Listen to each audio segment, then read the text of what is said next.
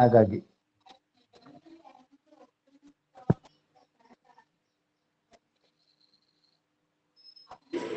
ಒಬ್ರೇ ನಾವು English medium ಇದೆ, ಫಿರ್ದೋಸ್ ಇರ್ಬೇಕು ಸರ್. Okay okay.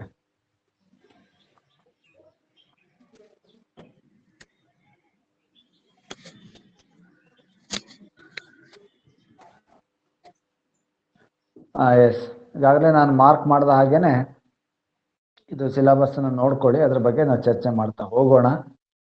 ಆದಷ್ಟು ಅವರಿಗೆ ನಾನು ಇಂಗ್ಲಿಷ್ ಮೀಡಿಯಮಲ್ಲಿ ನೋಟ್ಸ್ ಸೆಂಡ್ ಮಾಡೋ ಪ್ರಯತ್ನವನ್ನು ಮಾಡ್ತೀನಿ. Okay my dear students, this is about the social enquiry approach. Social enquiry approach ಸಾಮಾನ್ಯವಾಗಿ ಈ ವಿಧಾನದಲ್ಲಿ what is the meaning of the social enquiry and what are the process of the social enquiry and the merits and limitations ಬಗ್ಗೆ ನಾವು ಇವತ್ತು ಚರ್ಚೆಯನ್ನು ಮಾಡೋಣ. Okay, basically the social enquiry based learning is the enquiry based learning. ಸಾಮಾನ್ಯವಾಗಿ ನಾವು ಸಾಮಾಜಿಕ ವಿಚಾರಣೆ ಆಧಾರಿತ ಪದ್ಧತಿಯನ್ನ ವಿಚಾರಣೆ ಆಧಾರಿತ ಪದ್ಧತಿ ಎಂದು ಕರೆಯುತ್ತೇವೆ. ಸಾಮಾನ್ಯವಾಗಿ ಇದನ್ನು ಅನ್ವೇಷಣೆ ಆಧಾರಿತ ಪದ್ಧತಿ ಅಂತಲೂ ಕೂಡ ಕರೀತಾರೆ. ಡಿಸ್ಕವರಿ ಲರ್ನಿಂಗ್ ಅಂತ ಬಂದಿತ್ತು ನಾಲೆಡ್ಜ್ ಅಂಡ್ ಕರಿಕ್ಯುಲಮ್ ಅಲ್ಲಿ. ಡಿಸ್ಕವರಿ ಲರ್ನಿಂಗ್ ಅದು ಕೂಡ ಒಂದು ಮೆಥಡ್. ಏನು ಹಾಗಂದ್ರೆ ಸಾಮಾಜಿಕ ವಿಚಾರಣೆ ಆಧಾರಿತ ಕಲಿಕೆ ಅಂದ್ರೆ ಏನು? ಇಲ್ಲಿ ಪ್ರಶ್ನೆಗಳು, ಸಮಸ್ಯೆಗಳು, ಗೊಂದಲ ಸನ್ನಿವೇಶಗಳನ್ನ ಆಧರಿಸಿದ ಘಟನೆಗಳ ಬಗೆಗೆ ವಿಚಾರಿಸುವ ಮೂಲಕ ಸುಲಭ ಮಾರ್ಗದಲ್ಲಿ ಜ್ಞಾನವನ್ನ ಪಡೆಯುವುದಾಗಿದೆ. ಹಾಗಂದ್ರೆ ಏನು ಅಂತ ಯಾರಾದ್ರೂ ನಿಮಗೆ ಪ್ರಶ್ನೆಯನ್ನ ಕೇಳಿದ್ರು ಕೂಡ ಬಹುಮುಖ್ಯವಾಗಿ ನಮಗೆ ಗಮನಕ್ಕೆ ಬರೋದೇನಪ್ಪ ಅಂದ್ರೆ ಪ್ರಶ್ನೆಗಳು ಅಥವಾ ಗೊಂದಲಗಳು ಅಥವಾ ಸನ್ನಿವೇಶಗಳನ್ನ ಒಬ್ಬ ವ್ಯಕ್ತಿ ಯಾವ ದೃಷ್ಟಿಯಲ್ಲಿ ಯಾವ ರೀತಿ ಬಗೆಹರಿಸುತ್ತಾನೆ ಎಂಬುದರ ಒಂದು ಪ್ರಕ್ರಿಯೆ ಆ ಹಿನ್ನೆಲೆಯಲ್ಲಿ ನಾವು ಚರ್ಚೆ ಮಾಡುವಂಥದ್ದಾಗಿದೆ.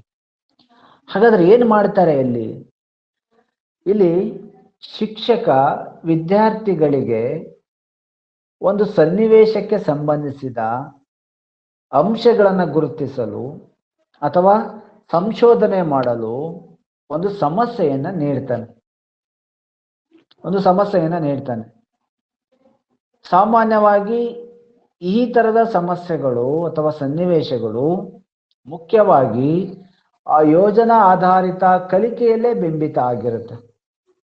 ಯೋಜನಾ ಕಲಿಕಾ ಆಧಾರದ ಮೇಲೆ ಯಾವ ರೀತಿ ಇತ್ತಲ್ವಾ ಅದು ಯೋಜನಾ ಕಲಿಕಾ ವಿಧಾನ, ಅದೇ ರೀತಿಯಾಗಿನ ಈ ಪ್ರಯತ್ನಗಳು ಕೂಡ ನಡೆಯುತ್ತೆ. ಆ ಹಿನ್ನೆಲೆಯಲ್ಲಿ ನಾವು ಚರ್ಚೆ ಮಾಡ್ಬೇಕಷ್ಟೆ. ಓಕೆ, ಹಾಗಾದ್ರೆ ಇದರ ಲಕ್ಷಣಗಳು ಏನು? What are the characteristics of the social enquiry based learning? ಸಾಮಾನ್ಯವಾಗಿ ವಿದ್ಯಾರ್ಥಿಗಳು ಇಲ್ಲಿ ಸ್ವತಃ ಪ್ರಶ್ನೆಗಳನ್ನ ರೂಪಿಸ್ಕೊಳ್ತಾರೆ. ಅವರೇ ಸಾಮಾಜಿಕ ವಿಚಾರಣೆ ಆಧಾರಿತ ಅಂದ್ರೆ ಪ್ರಶ್ನೆಗಳನ್ನ ಅವರೇ ಹುಟ್ಟಾಕಿಕೊಳ್ಳೋದು. ಜೊತೆಗೆ ಆಧಾರಗಳ ಆಧಾರಿತವಾಗಿ ತಮ್ಮ ಪ್ರಶ್ನೆಗಳಿಗೆ ಉತ್ತರ ಪಡೆಯುವ ಪ್ರಯತ್ನವನ್ನ ಮಾಡ್ತಾರೆ. ಅವ್ರೇನ್ ಪ್ರಶ್ನೆಗಳನ್ನ ಹಾಕೊಂಡಿರ್ತಾರಲ್ವಾ, ಆ ಪ್ರಶ್ನೆಗಳ ಆಧಾರಿತವಾಗಿ ತಾವೇ ಉತ್ತರವನ್ನ ಪಡೆಯುವ ಪ್ರಯತ್ನವನ್ನ ಮಾಡ್ತಾರೆ. ಇನ್ನು ಮೂರನೇದಾಗಿ ಸಂಗ್ರಹಿಸಿದ ಸಾಕ್ಷ್ಯಗಳ ಆಧಾರಿತವಾಗಿ ವಿವರಣೆ ಮಾಡ್ತಾರೆ. ಅದರ ಲಕ್ಷಣ ಅದು. ಸಾಮಾಜಿಕ ವಿಚಾರಣಾ ಪದ್ಧತಿ ಲಕ್ಷಣವೇನಪ್ಪಾ ಅಂತ ಯಾರಾದ್ರೂ ಕೇಳಿದ್ರೆ ನಾವು ಈ ತರ ರೆಸ್ಪಾನ್ಸ್ ಮಾಡ್ಬೇಕಾಗತ್ತೆ. ಏನ್ ಮಾಡ್ಬೇಕು? ಮೊದಲನೇದಾಗಿ ಪ್ರಶ್ನೆಗಳನ್ನ ತಾವೇ ರೂಪಿಸ್ಕೊಳ್ಬೇಕು. ಎರಡನೇದಾಗಿ ರೂಪಿಸಿದ ಪ್ರಶ್ನೆಗಳ ಆಧಾರದ ಮೇಲೆ ಉತ್ತರವನ್ನ ಹುಡುಕುವ ಪ್ರಯತ್ನ ಮಾಡಬೇಕು. ಮೂರನೇದು ಹುಡುಕಿದ ಉತ್ತರಕ್ಕೆ ಸಾಕ್ಷ್ಯಾಧಾರಗಳನ್ನ ಒದಗಿಸ್ಬೇಕು.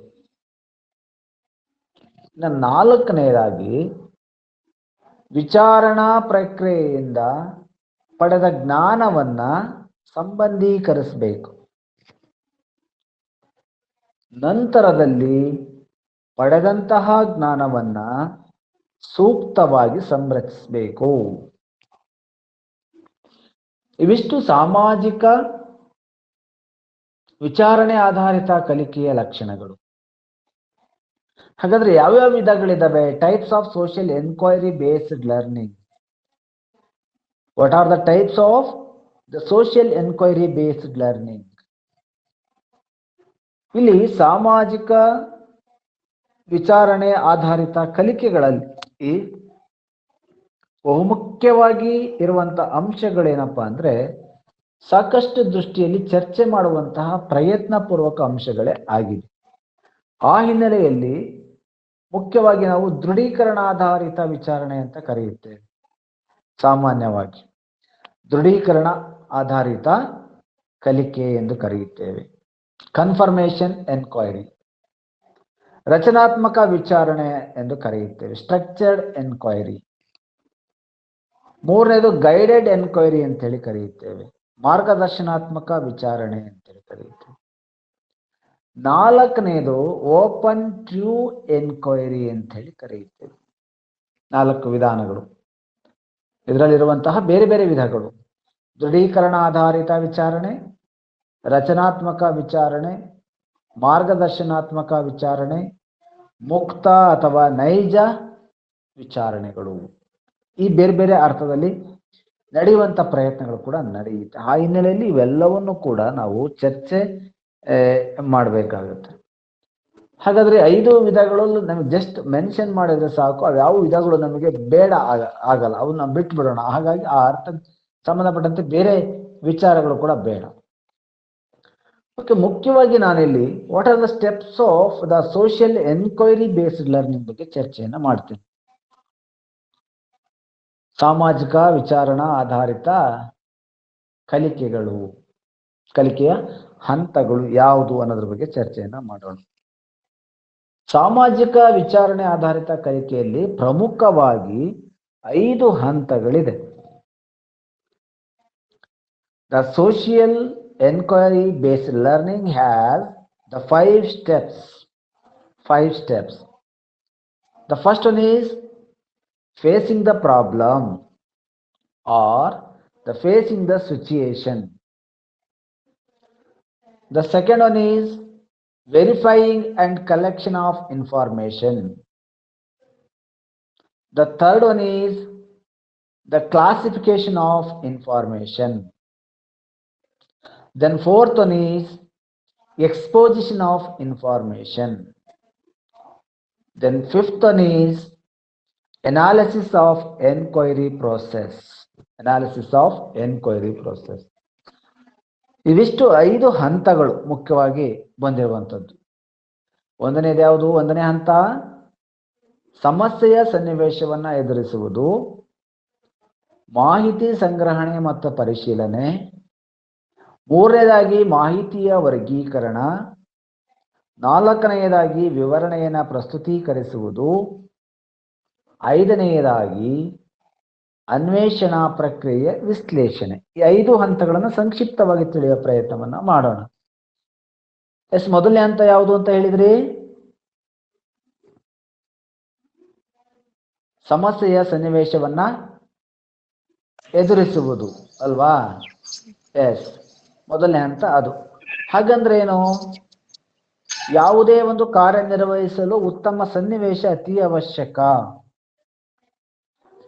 ಇಂತಹ ಸನ್ನಿವೇಶವನ್ನ ಗಮನದಲ್ಲಿಟ್ಕೊಂಡು ಶಿಕ್ಷಕನು ವಿಚಾರಣಾ ಪ್ರಕ್ರಿಯೆಗಳ ಬಗ್ಗೆ ಸೂಕ್ತವಾದ ವಿವರಣೆಯನ್ನ ನೀಡಬೇಕು. ಈ ಬಗೆಯ ಸನ್ನಿವೇಶದಿಂದ ಪ್ರತ್ಯೇಕಿಸುವಂತಹ ಘಟನೆಗಳನ್ನ ತರಗತಿಯಲ್ಲಿ ವಿದ್ಯಾರ್ಥಿಗಳ ಮುಂದೆ ಪ್ರದರ್ಶನ ಮಾಡುವುದು ಅವಶ್ಯಕ. ಹಾಗಾಗಿ ಇಲ್ಲಿ ಸನ್ನಿವೇಶ ಬಹಳ ಮುಖ್ಯ. ಎನ್ವಿರಾನ್ಮೆಂಟ್ ಅಂತ ಹೇಳ್ತೀವಲ್ವಾ, ಒಂದು ಸಾಮಾಜಿಕ ವಿಚಾರಣೆ ಮಾಡಬೇಕಾದ್ರೆ ಸನ್ನಿವೇಶ ಬಹಳ ಮುಖ್ಯವಾಗುತ್ತೆ. ಇನ್ನು 2ನೇದು ಮಾಹಿತಿ ಸಂಗ್ರಹಣೆ ಮತ್ತು ಪರಿಶೀಲನೆ. ಸಾಮಾನ್ಯವಾಗಿ ಈ ಹಂತದಲ್ಲಿ ವಸ್ತುಗಳ ಸ್ಥಿತಿಗತಿ ಮತ್ತು ಸನ್ನಿವೇಶಗಳನ್ನ ಕೂಲಂಕುಷವಾಗಿ ಪರಿಶೀಲಿಸಲಾಗುವುದು ಹಾಗೂ ಸಮಸ್ಯೆಯ ಸನ್ನಿವೇಶ ಉಂಟಾಗಲು ಪ್ರೇರಕವಾದ ಅಂಶಗಳನ್ನು ದೃಢೀಕರಿಸಬೇಕು. ನಾನು ಕ್ರಿಯೇಟ್ ಮಾಡ್ಲಿಕ್ಕೆ ಹೊರಟಿರುವಂತಹ ಅಥವಾ ನಾನು ಸಾಲ್ವ್ ಮಾಡ್ಲಿಕ್ಕೆ ಹೊರಟಿರುವಂತಹ ಸಮಸ್ಯೆಗೆ ಸಂಬಂಧಪಟ್ಟಂತಹ ಮಾಹಿತಿಗಳನ್ನು ಕಲೆ ಮಾಡಿಕೊಳ್ಳೋದು, ಪರಿಶೀಲನೆ ಮಾಡೋದು ಎರಡನೇ ಹಂತದಲ್ಲಿ ಬರುತ್ತೆ. ಇನ್ನು ಮೂರನೇ ಹಂತದಲ್ಲಿ ಮಾಹಿತಿಯ ವರ್ಗೀಕರಣ, ಕ್ಲಾಸಿಫಿಕೇಶನ್ ಆಫ್ ಇನ್ಫಾರ್ಮೇಶನ್. ಇಲ್ಲಿ ಅಗತ್ಯವಾದ ಅಂಶಗಳನ್ನ, ಚರಾಂಶಗಳನ್ನ ವಿಂಗಡಿಸುವಂಥದ್ದು ಮತ್ತು ಆಧಾರ ಕಲ್ಪನೆಯನ್ನ ಪರೀಕ್ಷಿಸಿ ಕಾರ್ಯಕಾರಣ ಸಂಬಂಧಗಳ ಪರಿಶೀಲನೆ ಮಾಡುವುದು. ಎರಡನೇ ಹಂತದಲ್ಲಿ ಮುಖ್ಯವಾಗಿ ಆ ಪ್ರಯತ್ನವನ್ನ ಮಾಡುತ್ತೇವೆ ಅಲ್ವಾ. ಹಾಗಾಗಿ ಇಲ್ಲಿ ಮಾಹಿತಿ ವರ್ಗೀಕರಣ ಮಾಡೋದು ಅಷ್ಟು ಒಂದು ಗಹನವಾದ ಕೆಲಸ, ಅತಿ ಮುಖ್ಯವಾದ ಕೆಲಸ. ಹಾಗಾಗಿ ವಿದ್ಯಾರ್ಥಿಗಳಿಗೆ ನಾವು ಯಾವ ನೈಜವಾದ ಆಧಾರಗಳು ನಮ್ಮ ಸಮಸ್ಯೆಯ ಬಗೆಹರಿಸುವಿಕೆಗೆ ಕಾರಣ ಮತ್ತು ಪ್ರೇರಣೆ ಎಂಬುದನ್ನು ಆಧಾರ ಮಾಡಿಟ್ಕೊಳ್ಳಿ ಅನ್ನೋದು ಮೂರನೇ ಹಂತದಲ್ಲಿ ಬರುತ್ತೆ. ನಾಲ್ಕನೇ ಹಂತ ದ ಎಕ್ಸ್ಪೋಸಿಷನ್ ಆಫ್ ಇನ್ಫಾರ್ಮೇಶನ್, ವಿವರಣೆಯನ್ನ ಪ್ರಸ್ತುತೀಕರಿಸುವುದು. ಈ ಹಂತದಲ್ಲಿ ಸಾಮಾನ್ಯವಾಗಿ ರೀತಿ, ನಿಯಮಗಳು, ನಿರೀಕ್ಷಿಸಬಹುದಾದ ಫಲಿತಾಂಶಗಳು ಮತ್ತು ವಿವರಣೆಯನ್ನ ಅರ್ಥಪೂರ್ಣವಾಗಿ ಪ್ರಸ್ತುತೀಕರಿಸಲಾಗುವುದು ನಾಲ್ಕನೇ ಹಂತದಲ್ಲಿ. ಇನ್ನು ಐದನೇ ಹಂತಕ್ಕೆ ಬಂದಾಗ ಅನ್ವೇಷಣೆ ಏನ್ ಮಾಡಿರ್ತೀವಲ್ವಾ ಆ ಪ್ರಕ್ರಿಯೆಯ ವಿಶ್ಲೇಷಣೆ ಮಾಡೋದು, analysis of the enquiry process. ಇಲ್ಲಿ ಅನ್ವೇಷಣೆಯನ್ನ ಹೆಚ್ಚು ಪ್ರಭಾವಯುತವಾಗಿ ಅಭಿವೃದ್ಧಿಗೊಳಿಸಲು ಇರಬೇಕಾದಂತಹ ತಂತ್ರಗಳನ್ನ ವೀಕ್ಷಿಸೋದು ಮತ್ತು ತಮ್ಮ ಅನ್ವೇಷಣೆಯ ಪ್ರತಿಫಲ ಹಾಗೂ ಅದರ ದೋಷಗಳನ್ನ ಕಂಡುಕೊಳ್ಳುವಂಥದ್ದು. ಯಾವುದೋ ಒಂದು ಪ್ರಕ್ರಿಯೆಯನ್ನ ಸ್ವಾಭಾವಿಕವಾಗಿ ವೀಕ್ಷಣೆ ಮಾಡೋದಕ್ಕೆ ಶಿಕ್ಷಕರು ಹೇಳ್ತಾರಷ್ಟೆ. ಸಾಮಾನ್ಯವಾಗಿ ಯಾವುದೋ ಒಂದು ಸನ್ನಿವೇಶವನ್ನ ಆ ಶಿಕ್ಷಕರು ಸ್ವಾಭಾವಿಕವಾಗಿ ಅನ್ವೇಷಣೆ ಮಾಡ್ಬೋದು, ಬೇಕಾದ್ರೆ ತಪ್ಪುಗಳು ಏನೂ ಇಲ್ಲ ಅದರಲ್ಲಿ. ಸ್ವಾಭಾವಿಕವಾದ ಹಿನ್ನೆಲೆಯಲ್ಲಿ ಆ ಪ್ರಯತ್ನಗಳನ್ನ ಮಾಡ್ತಾರೆ ಅಲ್ವಾ. ಹಾಗಾಗಿ ಆ ದೃಷ್ಟಿಯಲ್ಲಿ ವಿದ್ಯಾರ್ಥಿಗಳ ಮನಸ್ಸುಗಳನ್ನ ಪರಿವರ್ತನೆ ಮಾಡುವಂತ ಪ್ರಯತ್ನವನ್ನ ಮಾಡ್ತೇವೆ. ಹಾಗಾದ್ರೆ what is the role of teacher in social enquiry based learning? ಹಾಗಾದ್ರೆ ಸಾಮಾಜಿಕ ಅನ್ವೇಷಣಾ ಆಧಾರದ ಕಲಿಕೆಯಲ್ಲಿ ಶಿಕ್ಷಕನ ಪಾತ್ರ ಏನು? ಇಲ್ಲಿ ಮುಖ್ಯವಾಗಿ ವಿದ್ಯಾರ್ಥಿಗಳು ಅನ್ವೇಷಣೆ ಕೈಗೊಳ್ಳಲು ಬೇಕಾದ ಸೂಕ್ತ ವಾತಾವರಣವನ್ನು ಕಲ್ಪಿಸುವುದು, ಆಯ್ಕೆ ಮಾಡಿಕೊಂಡ ಸಮಸ್ಯೆಗೆ ಪೂರಕವಾದ ಅಂಶಗಳನ್ನು ಸಂಶೋಧಿಸಲು ಶಿಕ್ಷಕರು ನಿರ್ದೇಶಿಸಬೇಕು. ವಿದ್ಯಾರ್ಥಿಗಳು ಆಯ್ಕೆ ಮಾಡಿಕೊಂಡ ಸಮಸ್ಯೆಗೆ ಪೂರಕವಾಗಿ ಮಾಹಿತಿ ಪಡೆಯಲು ಹೌದು ಅಥವಾ ಇಲ್ಲ ಎನ್ನುವ ಉತ್ತರವನ್ನು ನಿರೀಕ್ಷಿಸುವಂತಹ ಪ್ರಶ್ನೆಗಳನ್ನು ರಚಿಸಬೇಕು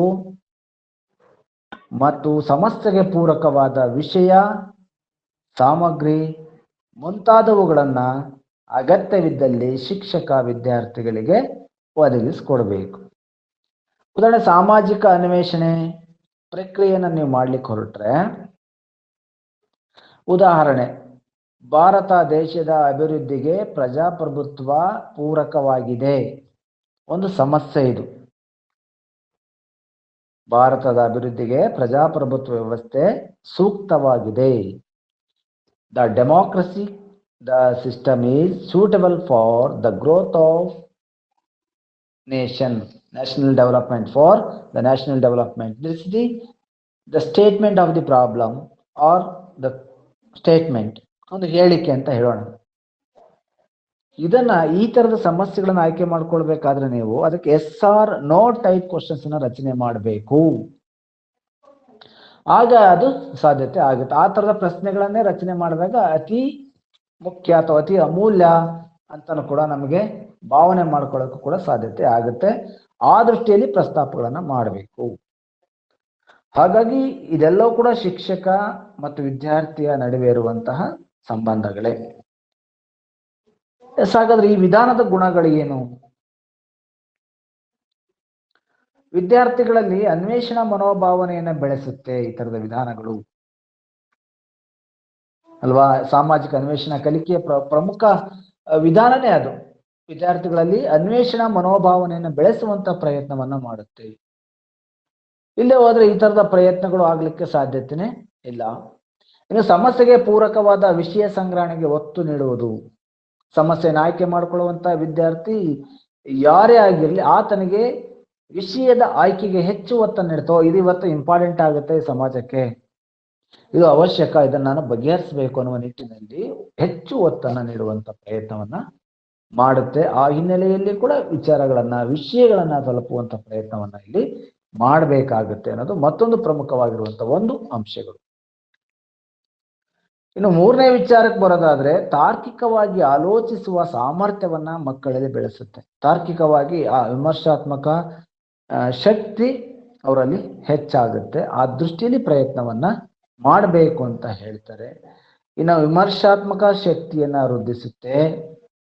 it will develops the critical ability among the students, logical ability among the students, then it will develop the collection habit or the collection attitude of the matter, and it will develop the inquiry attitude among the students, innovation attitude among the students. That is the main merits of the social inquiry approach.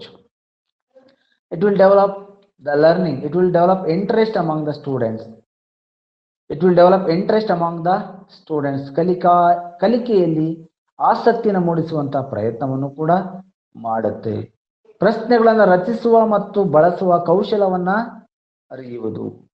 It is very useful to this types of children to develop the forming the questions and also the framing the questions among the students. ಆ ಹಿನ್ನೆಲೆಯಲ್ಲಿ ಅಷ್ಟೊಂದು ವಿಚಾರಗಳು ಕೂಡ ಇವತ್ತು ಆ ಮಕ್ಕಳಿಗಿರುವಂತದ್ದನ್ನು ಕೂಡ ನಾವು ನೋಡ್ತೇವೆ. ಆ ಹಿನ್ನೆಲೆಯಲ್ಲಿ ಈ ತರದ ವಿಧಾನಗಳನ್ನ ಬಳಿಯುವಂತ ಪ್ರಯತ್ನವನ್ನ ನಾವು ಮಾಡಬೇಕಾಗುತ್ತೆ. Okay, then what are the limitations of the social enquiry approach? ಹಾಗಾದ್ರೆ ಇದಕ್ಕೆ ಸಂಬಂಧಪಟ್ಟಂತ ವಿಚಾರಗಳು ಏನಿದೆ? ಸಾಮಾಜಿಕ ವಿಚಾರಣೆ ಆಧಾರಿತ ಪದ್ಧತಿಯ ಮಿತಿಗಳು ಯಾವುದು ಅನ್ನೋದ್ರ ಬಗ್ಗೆ ಚರ್ಚೆಯನ್ನ ಮಾಡೋಣ. ಇಲ್ಲಿ ವಿದ್ಯಾರ್ಥಿಗಳು ಅನ್ವೇಷಣೆಯಲ್ಲಿ ಆಸಕ್ತಿಯುತವಾಗಿ ತೊಡಗುತ್ತಾರ? ನೀವು ಕೊಟ್ಟಾಗ ಈ ತರ ಸಮಸ್ಯೆಯನ್ನು ಎಷ್ಟು ಜನ ಆಸಕ್ತಿಯಿಂದ ಮಾಡ್ತಾರೆ?